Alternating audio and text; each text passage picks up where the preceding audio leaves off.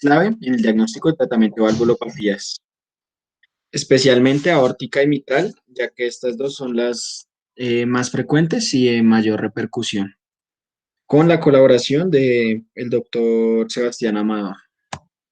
Entonces podemos definir las valvulopatías como cualquier daño en el aparato valvular que cause un problema, ya sea en la apertura o en el cierre de las válvulas del corazón.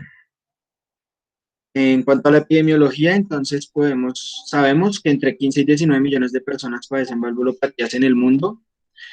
Las valvulopatías se van a presentar 250.000 muertes al año a nivel mundial. La causa más frecuente en países en vías de desarrollo y de bajos recursos van a ser la fiebre reumática,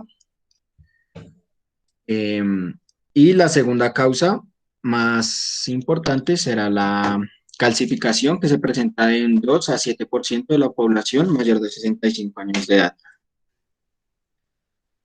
Para hablar de las valvulopatías es importante hacer un pequeño recuento anatómico.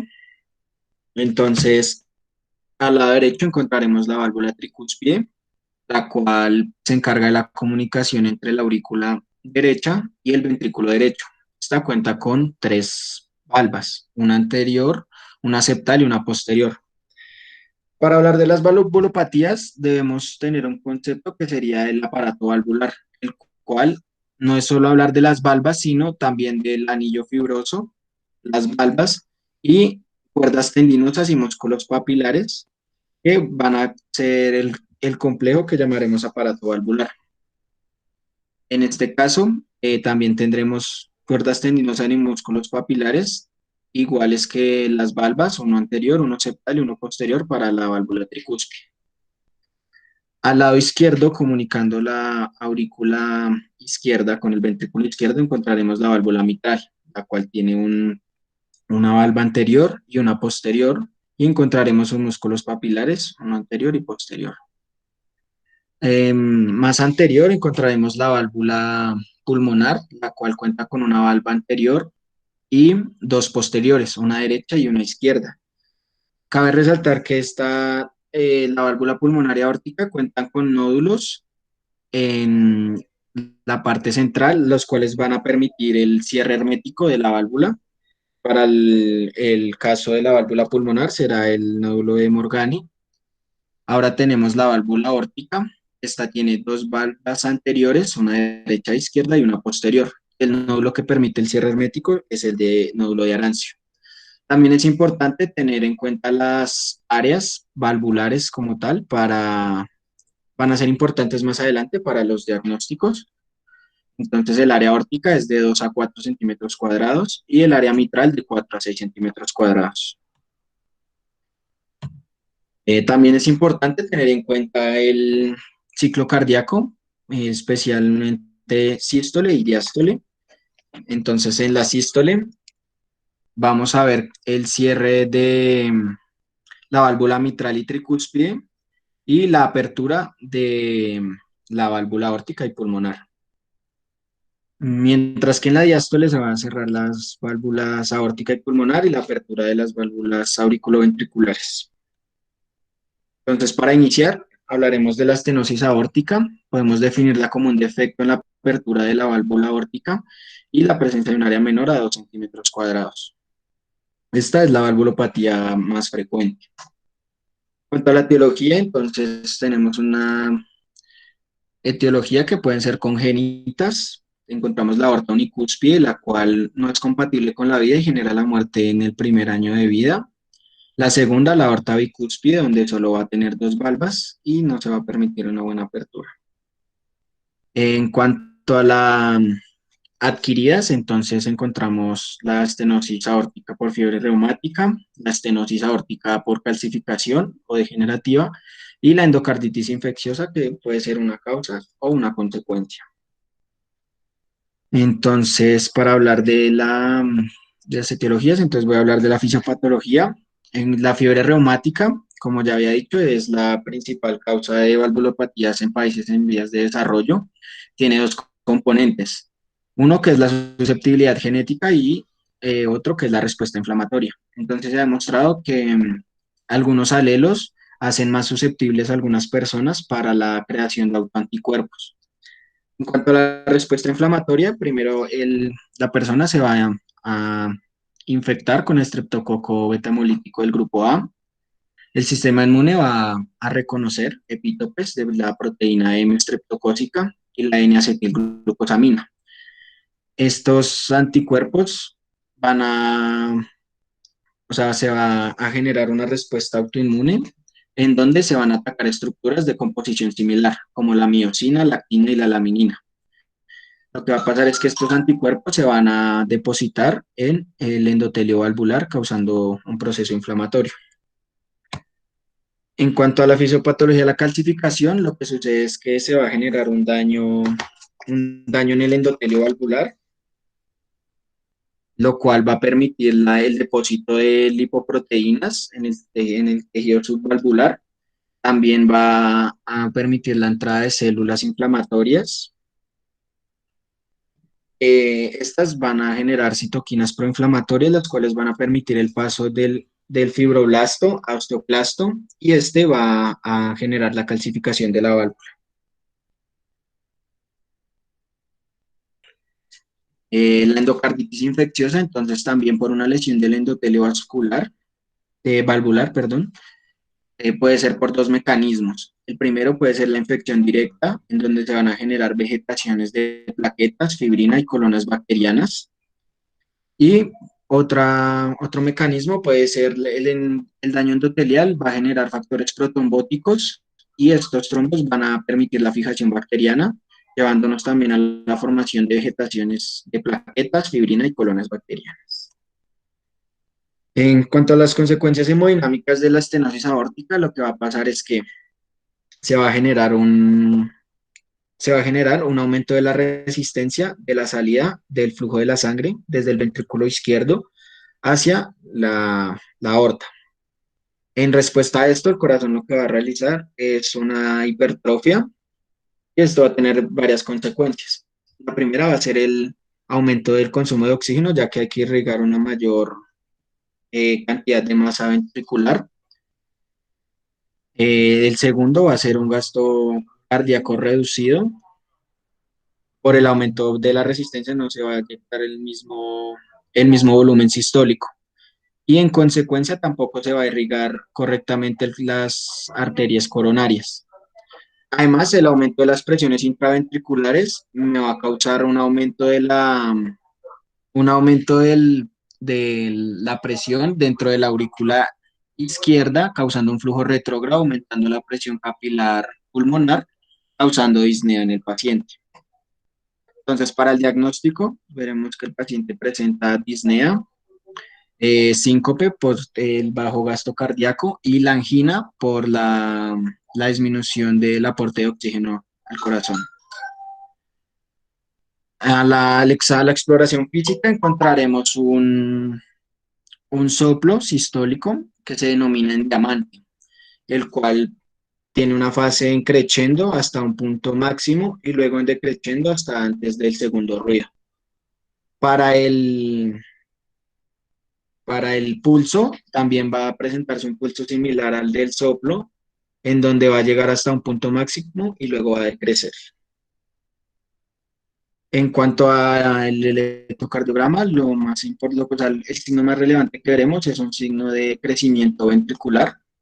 En este caso vemos un súculo positivo. El método diagnóstico más importante es el ecocardiograma, el cual nos va a permitir evaluar diferentes aspectos como la anatomía valvular, el diámetro de salida del ventrículo izquierdo y también la herramienta Doppler nos permite evaluar variables como la velocidad del chorro de eyección y la fracción de eyección. Para el manejo, eh, tenemos que hacer una estadificación del paciente, entonces se van a tener en cuenta diferentes aspectos como la anatomía valvular, la hemodinamia, las consecuencias hemodinámicas, y la presencia o no de síntomas. Entonces vemos que en las primeras estadios no se presentan síntomas, sino repercusiones hemodinámicas considerables. A medida que se aumenta el estadio, van aumentando las consecuencias hemodinámicas hasta llegar al estadio D, donde ya hay sin presencia de síntomas y consecuencias hemodinámicas importantes. Entonces, para el tratamiento, pues está indicado según variables de eh, gradientes, la intervención quirúrgica o no de la válvula. Para la intervención quirúrgica se toma en cuenta diferentes scores. Encontramos el score, el Euroscore 2 y el STS. Actualmente el STS tiene un mayor valor clínico, en donde se estima el riesgo de muerte intrahospitalaria después de cirugía cardíaca. Si hay un STS o un Euroscore menor del 4%, el paciente tiene un bajo riesgo para una intervención quirúrgica abierta. Y si no, si el riesgo es mayor del 4%, entonces se puede hacer un reemplazo valvular percutáneo. Luego, la insuficiencia aórtica. Entonces, esta lo podemos definir como un defecto en el cierre de la válvula aórtica que causa regurgitación de la sangre desde la aorta hacia el ventrículo izquierdo. La etiología, entonces, como primarias, la fiebre reumática y la calcificación, y secundarias, la dilatación de raíz aórtica, endocarditis o cardiomiopatía isquémica. Lo que va a suceder en la causa de la dilatación es que el anillo valvular va a aumentar su diámetro y no va a permitir el cierre adecuado de las válvulas.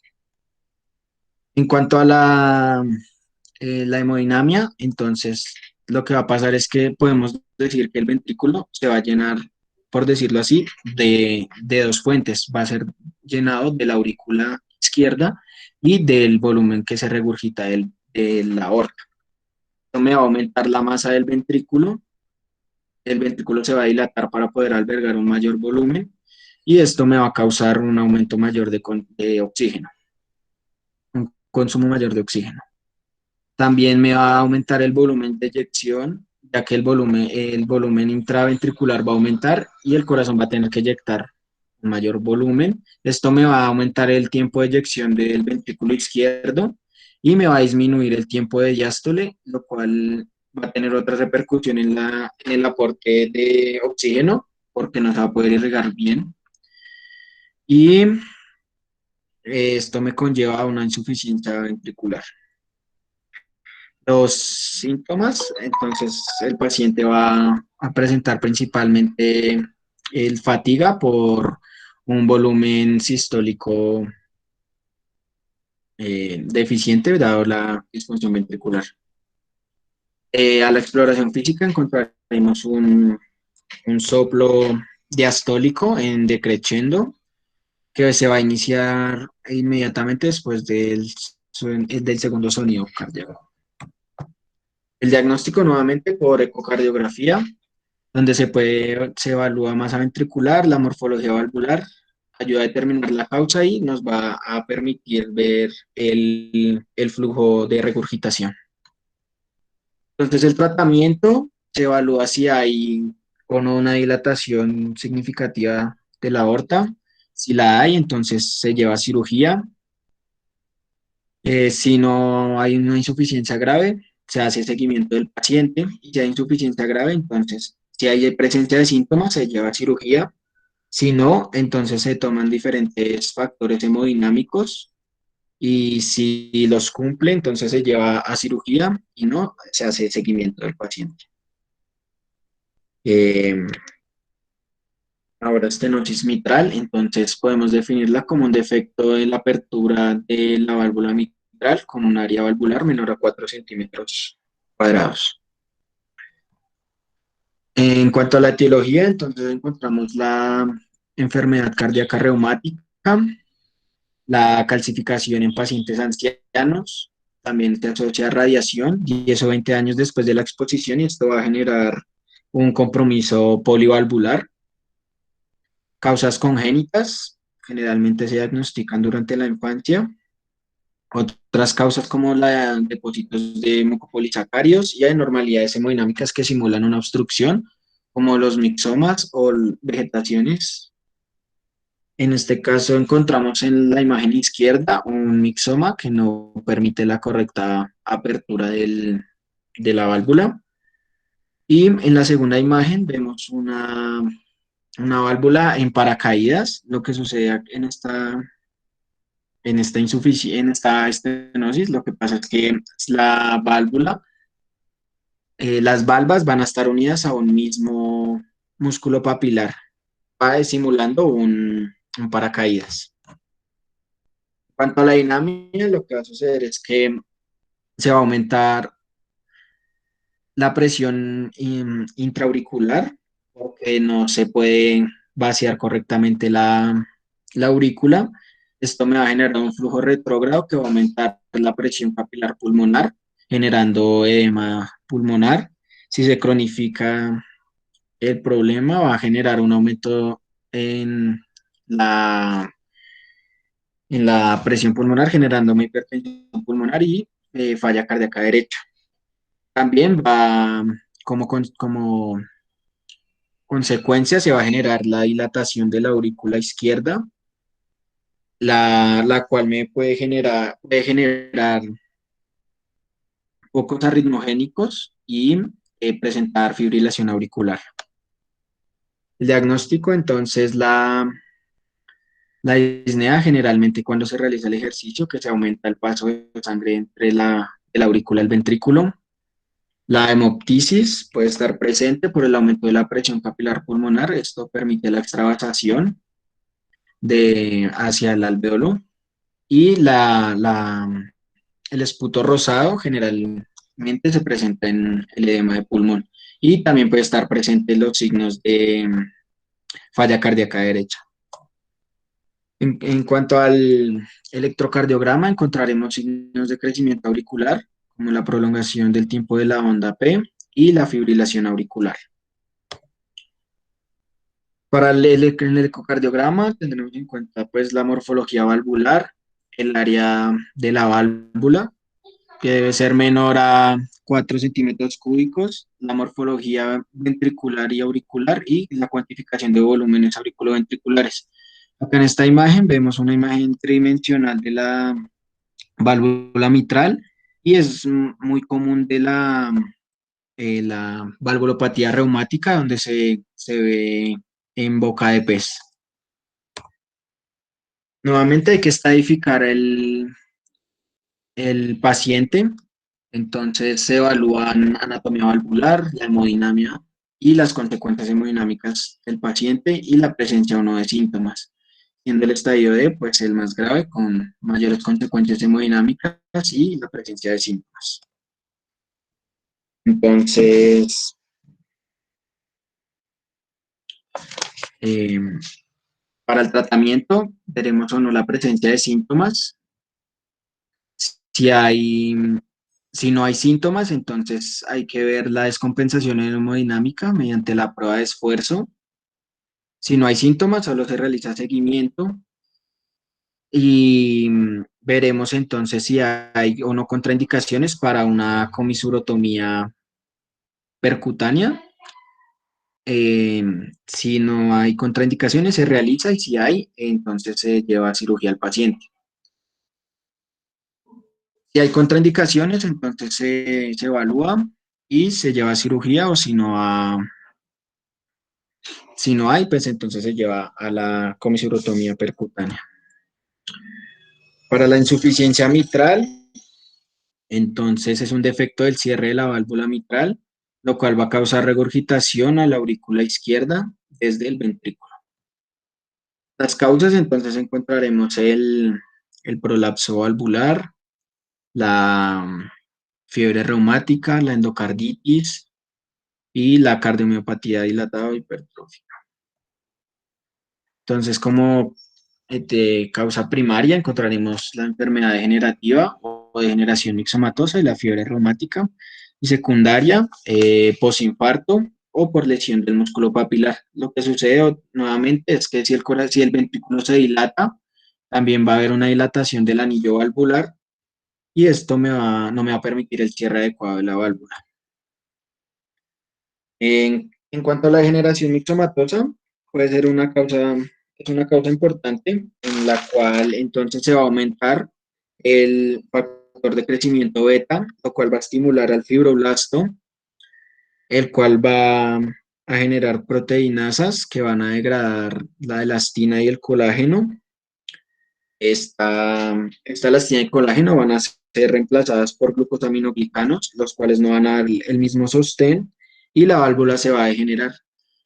Como consecuencia, entonces la válvula se vuelve, o sea, pierde su rigidez y durante la contracción ventricular se puede prolapsar hacia la aurícula. Podemos clasificar la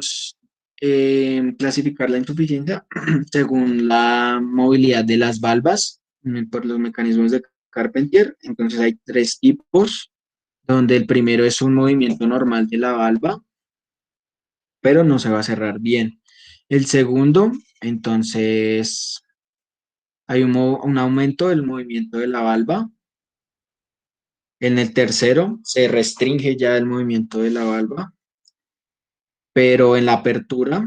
Y el otro es una restricción en el cierre.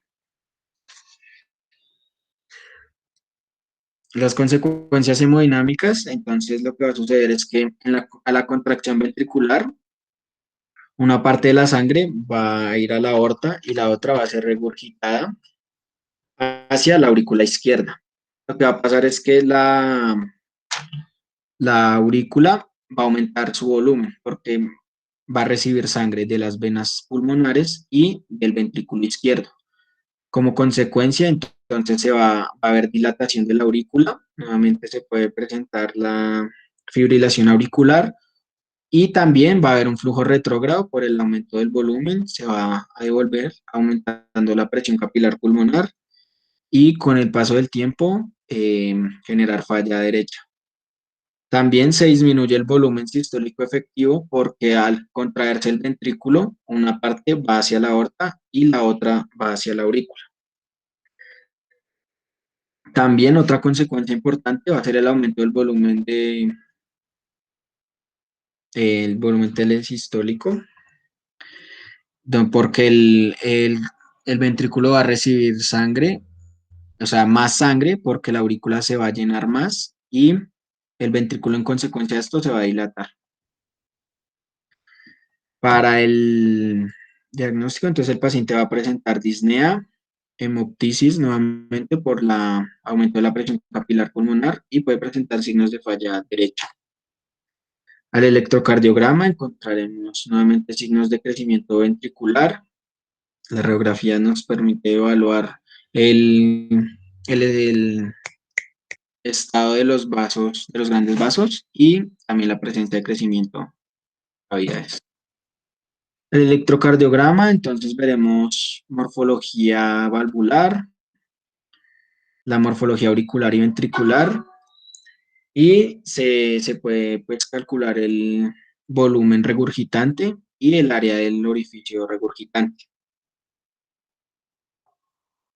También se estadifica el paciente para la intervención, entonces nuevamente se toman en cuenta las mismas variables, anatomía valvular, la hemodinamia, las consecuencias hemodinámicas y la presencia o no de síntomas. Para la intervención, entonces la cirugía está indicada tomando en cuenta los valores hemodinámicos y el estadio en el que se encuentra el paciente. Eh, Listo, las referencias. Entonces, muchas gracias por la asistencia y muchas gracias al doctor Sebastián Amador por el apoyo durante la realización de la presentación. Eh, También, pues bueno, nos puede seguir en las redes en @imiccorpas o @imiccorpas oficial en TikTok. Hola, buenas noches. Mucho gusto. Soy Sebastián Amador, residente de segundo año de medicina interna. Entonces, primero que todo, dar las gracias por la invitación, la verdad, y felicitarlos de antemano a todas las personas que están acá. chévere que pues saquen de su tiempo personal, de su tiempo de estar con la familia o de hacer otras cosas para dedicarle pues, a lo que realmente les interesa. ¿Sí? Esto es una pasión y esto se va cultivando desde temprano y la verdad los felicito y los motivo a que sigan adelante pues, con este programa y con esta indicación tan bonita que ustedes mismos pues, surgieron. No sé si tiene algunas preguntas. Antes de las preguntas quisiera de pronto algunos daticos que de pronto se les saltaron a Ethan en la presentación, unos daticos muy puntuales para tener presente. Primero, cabe resaltar que eso es una presentación como de inducción inicial, de acercamiento y de aproximación a lo que son las valvulopatías. Esto realmente es un tema bastante largo, bastante complejo, pero quisimos mencionar los datos más importantes, los datos más puntuales que principalmente uno en su formación debe tener presente. ¿Listo? En estos momentos pues no les quisimos de pronto plantear qué pacientes se beneficiarían de una comisuratomía mitral percutánea o de un manejo abierto, o qué pacientes en una insuficiencia mitral se beneficiarían de un mitraclip o de un reemplazo total. Entonces, realmente quisimos tocar los puntos más puntuales, ¿listo? Entonces, para mencionarles cosas de pronto que se nos pasaron, entonces en la estenosis aórtica, tener presente que el dolor y la angina que se presenta, usualmente es una angina que se presenta con el ejercicio, que se dé con el reposo, ¿listo? Y esta no va a estar dada solo por la disminución del aporte, sino por el aumento de la masa ventricular, lo que hace que aumenten los requerimientos de oxígeno y por la disminución del tiempo de llenado. Al haber un menor volumen sistólico, hay un menor volumen en los senos coronarios, lo que va a llevar a un menor, una menor irrigación coronaria, ¿listo? Tener siempre presente en el estadio A, que es el paciente que tiene la alteración en el área valvular, pero que no ha desarrollado síntomas. Esos pacientes son complejos, porque son pacientes que en un futuro van a desarrollar síntomas. De hecho, ahí hay un estudio, pues que no lo mencionamos, como les menciono ahorita, que no es pertinente, pero está el estudio Recovery que habló de llevar pacientes con insuficiencias tempranas, perdón, con estenosis tempranas, a manejos quirúrgicos y se demostró que el beneficio la mortalidad y la morbilidad a largo plazo era mucho mejor que esperar a que estuvieran sintomáticos severos en un D1 o digamos en un D3 donde ya básicamente no hay mucho por ofrecerles. ¿Listo? Dentro de la estenosis mitral, tener presente que la estenosis mitral siempre va a producir disnea con el ejercicio por el aumento de la presión transmitral, que está asociado pues, a un aumento en la frecuencia cardíaca. Mientras mayor sea la frecuencia cardíaca de forma exponencial, se va a elevar esa presión transmitral. ¿Listo? Tener presente la insuficiencia mitral, creo que no se mencionó, que la fracción de eyección está usualmente normal o incluso elevada. Como lo mencionó muy bien nuestro compañero, esto se va a dar porque la fracción de eyección es un cálculo que se saca literalmente de una forma, pues de una forma objetiva midiendo volúmenes al fin de sístole y al fin de diástole, y bueno, ya la fórmula que ustedes conocen de Simpson modificada. Entonces, al tener un volumen, llamémoslo normal, pues no es un volumen efectivo, no es un volumen que se esté eyectando hacia la circulación sistémica, sino es un volumen que se está regurgitando. Incluso en las estenosis severas se regurgita hacia las venas pulmonares y se devuelve.